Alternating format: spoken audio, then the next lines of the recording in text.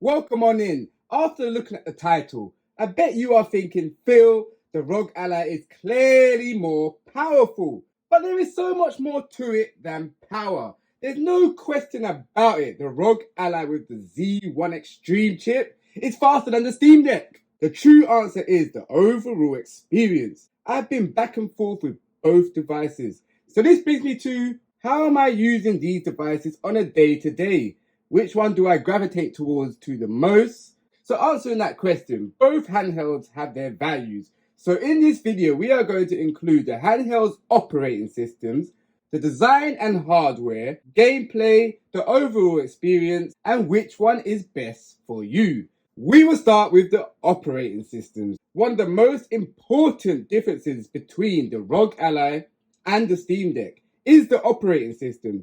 The Steam Deck uses Valve's custom Steam OS, while the Rog Ally comes with full Windows. We got the Asus Rog. Having full Windows comes with a lot of value. For instance, allowing you access to a much wider library of games than the Steam Deck offers. Using your handheld as a desktop from setting up your favorite wallpapers. Sorry to say, there are some downsides to Windows 11. We need to remember Windows 11 is a desktop operating system, not a handheld gaming operating system.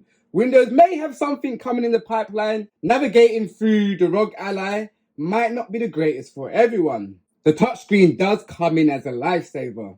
It is very handy to use getting through Windows. And we got Asus Armoury Crate. It runs on top of Windows. It allows you to launch all your games installed on your device, no matter what launcher it's on, giving you that bit more freedom. For me, the Steam Deck is really a different experience running Steam OS, based on the Lynx operating system. I rarely use Steam OS unless I need to install some third-party softwares or something what is not Steam related. I'd never used a Lynx operating system until I got my hands on a Steam Deck. Steam Deck really does offer you a handheld console. It gives you the option to go into desktop mode instead of starting into desktop mode. Once you sign into the Steam, you are off. Play just about any game on the Steam at a great performance. Steam OS has more or less everything covered for you. Before you play the game, Steam lets you know if the game is verified. If it's not verified, it will most definitely let you know the issues in the games before you download it. It may be something like, oh, the text might come across a bit too small.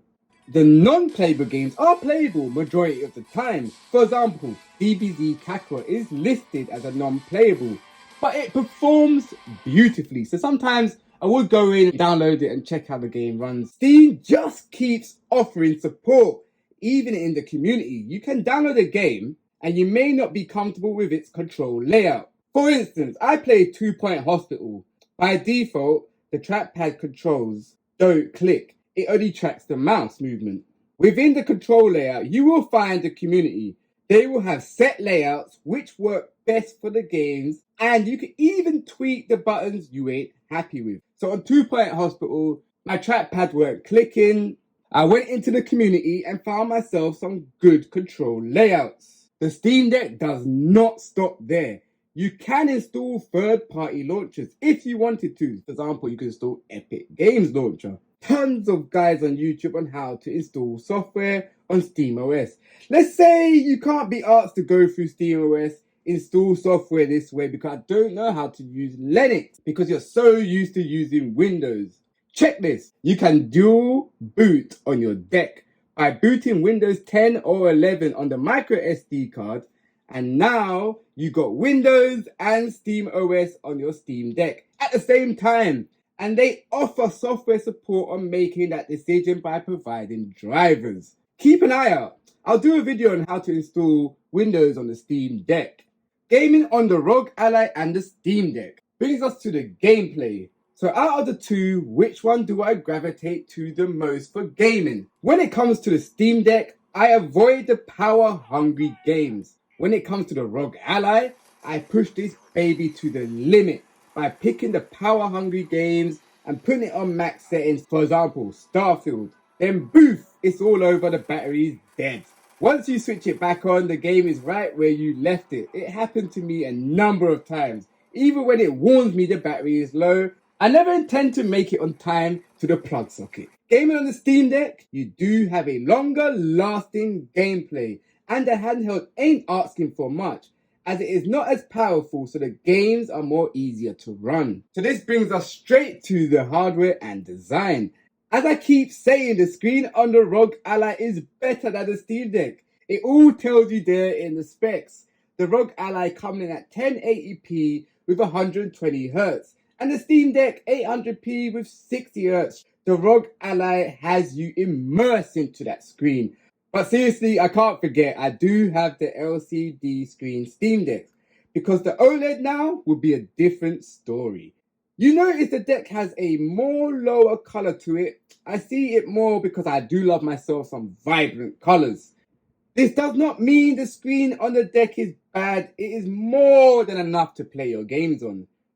Bringing me to the design of the devices. I generally prefer the button layout on the deck. I am a D-pad user personally. I prefer it over the thumbsticks.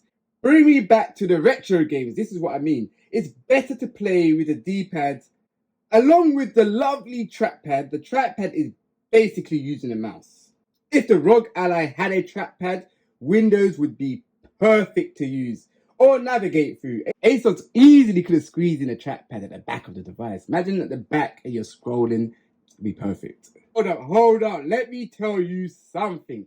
The Steam Deck has the right curves to grip. It's comfortable to hold, where the Rog Ally now may have fell flat on this side of things, with a more flatter back on the device. I could say though, I do like the more shallow grips on the trigger buttons on the Rog Ally. With both devices, the back buttons make it feel like a complete device. We may not need 4 extra buttons at the back of the Steam Deck, but it may work for some. With the Rog Ally now, it has 2 extra buttons at the back, which works just right. The Steam Deck is also surprisingly lightweight, even though it looks big, but it's comfortable to hold for hours on ends. Hear this, once you get over the flat back Rog Ally, you begin to notice how much lighter it is and how lovely it is to look at.